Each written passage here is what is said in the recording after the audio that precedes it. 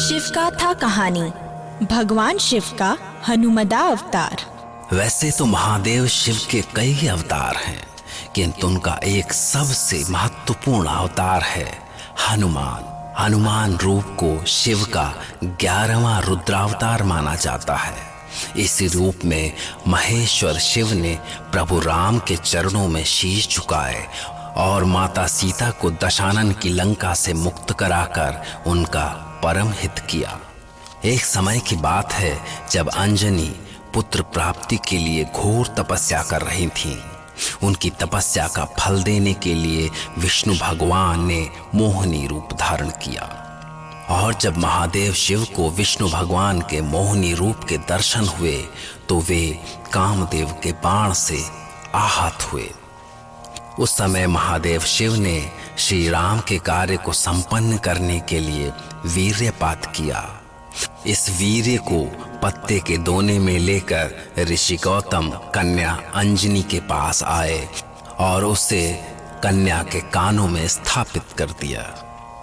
और तब समय आने पर महादेव शिव महान बल और पराक्रम संपन्न होकर वानर शरीर धारण कर जन्मे। इस तेजस्वी और महापराक्रमी बालक का नाम रखा गया हनुमान।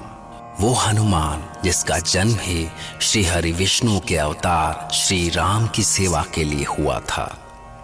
महाबली कपीश्वर जब छोटे ही थे तभी वो सुबह के उगते हुए सूर्य को लाल फल समझकर निगल गए। फिर जब इस अनहोनी से भयभीत होकर देवताओं ने उनकी प्रार्थना की तब महाबली ने सूर्य को मुक्त किया।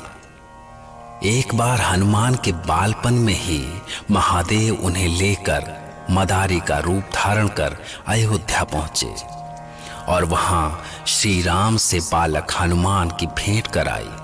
हनुमान श्री राम को देखते ही उनके ऐसे भक्त हो गए कि वे उन्हें छोड़ने को ही तैयार नहीं थे।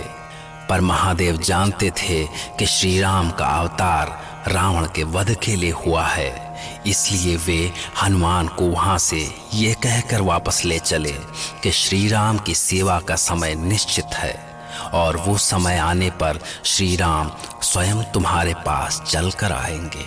समय बीतता गया और जब रुद्रावतार हनुमान बड़े हुए तो उन्होंने सूर्य देव को अपना गुरु माना और उनसे सारी विद्याएं सीखी।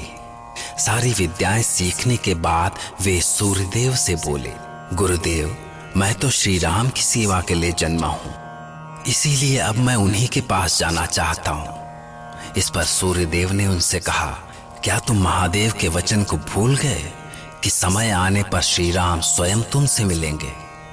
अभी तुम वानर राज सुग्रीव की सेवा में जाओ और उनकी सेवा को भी श्री राम की ही सेवा समझो।